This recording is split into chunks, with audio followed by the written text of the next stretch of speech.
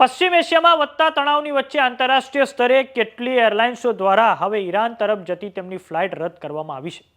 અમેરિકાનું યુદ્ધ જહાજ USS Abraham Lincoln અરબી સમુદ્ર થઈને ગલ્ફ ઓફ ઓમાન તરફ આગળ વધી રહ્યું છે. સંભાવના છે કે આગામી સમયમાં યુએસ દ્વારા ઈરાન પર ખૂબ ભયંકર લશ્કરી કાર્યવાહી કરવામાં આવી શકે છે.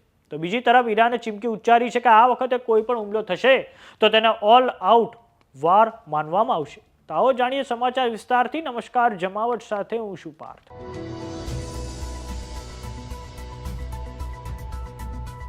અમેરિકાનું સૌથી વિનાશક યુદ્ધ જહાજ યુએસએસ અબ્રાહમ લિંકન હવે ઈરાનની નજીક છે. અમેરિકન વિમાનવાહક જહાજ યુએસએસ અબ્રાહમ લિંકનની સાથે એક આખો યુદ્ધ કાફલો પણ વહન કરી રહ્યો છે.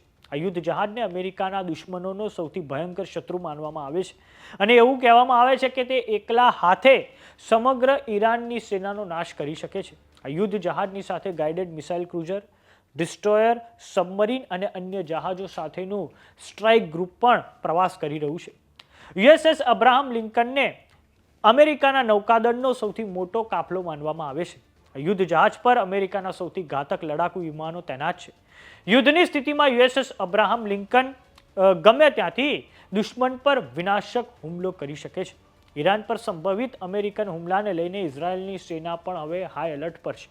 ઇઝરાયલમાં હાલમાં સમાચાર ચાલી રહ્યા છે કે ઈરાન પર અમેરિકન સ્ટ્રાઇક પહેલા ઈરાન ઇઝરાયલ પર પ્રીએમ્પ્ટિવ સ્ટ્રાઇક કરી શકે છે. તો બીજી તરફ ઈરાનમાં વિવિધ જે વિરોધ પ્રદર્શનો થયા તે પછી ઈરાની સેના દ્વારા આ વિરોધમાં જે નેતાઓ સંલિપ્ત હતા અને જે લોકો આ વિરોધને ભડકાવી રહ્યા હતા તેમની હવે ધરપકડ કરવામાં આવી રહી છે. તેની માટે ભારે માત્રામાં સીસીટીવી તપાસવામાં આવી રહ્યા છે.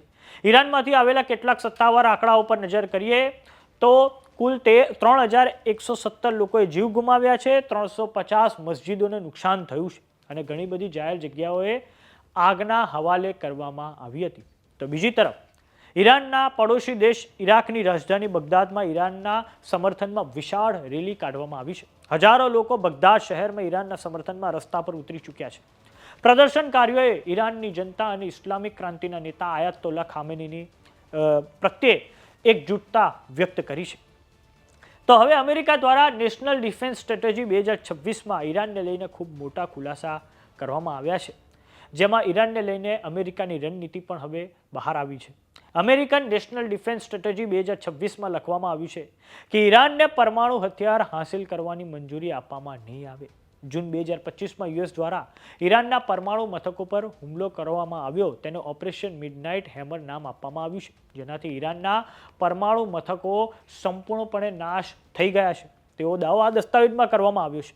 ઈરાનના એક્સિસ ઓફ રેઝિસ્ટન્સને કમજોર કરવામાં આવ્યું છે. ઈરાનનું આજે એક્સિસ ઓફ રેઝિસ્ટન્સ જે સમગ્ર પશ્ચિમ એશિયામાં ફેલાયેલું છે, જેમાં હમાસ, હુથી અને હિઝબુલ્લાહનો સમાવેશ થાય છે અને અમેરિકાએ આ જે એક્સિસ ઓફ રેઝિસ્ટન્સ પર હુમલા કરીને ઈરાનની જે હાર્ડ પાવર છે તેને ખૂબ નબળું પાડી દીધું છે.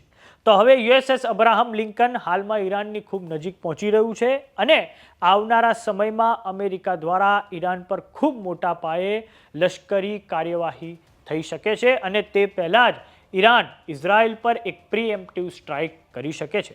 અને ઈરાન દ્વારા હાલમાં તેના ખૂબ મોટા પાયે એક પ્રોપાગેન્ડા વિડીયોઝ પોસ્ટ કરવામાં આવી રહ્યા છે, જેમાં ઈરાન તેની જે બેલેસ્ટિક મિસાઇલોની જે તાકાત છે તેનું તે પ્રદર્શન કરી રહ્યું છે. તો સમાચારોમાં અત્યારે બસ આટલું. જોતા રહો જમાવટ. જો તમને યુટ્યુબ પર જોઈ રહ્યા તો સબસ્ક્રાઇબ કરો. જો તમને ઇન્સ્ટાગ્રામ અને ફેસબુક પર જોઈ રહ્યા તો ફોલો કરો. સાથે જ અમારી વોટ્સએપ ચેનલ આવી ગઈ છે, જોઈન કરવાનું ના ભૂલતા. નમસ્કાર.